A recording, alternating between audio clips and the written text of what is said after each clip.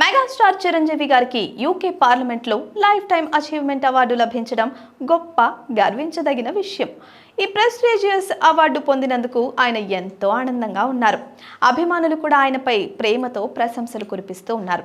ఇక చిరు గారు యూకేలోనే ఉన్న సందర్భంగా చాలా మంది అభిమానులు ఆయనను కలవాలని ఆశిస్తూ ఉన్నారు.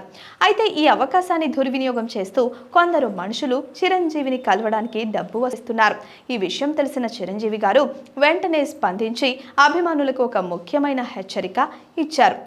ఎక్స్ అదేనండి ట్విట్టర్ వేదికగా చిరంజీవి గారు ఇలా తెలిపారు. నా ప్రియమైన అభిమానులారా, మీ అందరి ప్రేమకు నేను ఎంతో కృతజ్ఞతుడిని. నన్ను యూకేలో కలవాలనే మీ ఉత్సాహాన్ని నేను అర్థం చేసుకోగలను. కానీ కొందరు వ్యక్తులు ఫ్యాన్ మీటింగ్ కోసం డబ్బు వసూలు చేస్తున్నారని తెలిసింది. ఇలాంటి తీరుని నేను తీవ్రంగా ఖండిస్తున్నాను. ఎవరి ద్వారా అయినా డబ్బులు వసూలు అయ్యుంటే అవి వెంటనే తిరిగి ఇవ్వబడతాయి. దయచేసి జాగ్రత్తగా ఉండండి. నా అభిమానంతో మీ మధ్య ఉన్న అనుబంధం అమూల్యమైంది. దాన్నెవరూ కూడా వాణిజ్య రూపంలో మార్చలేరు.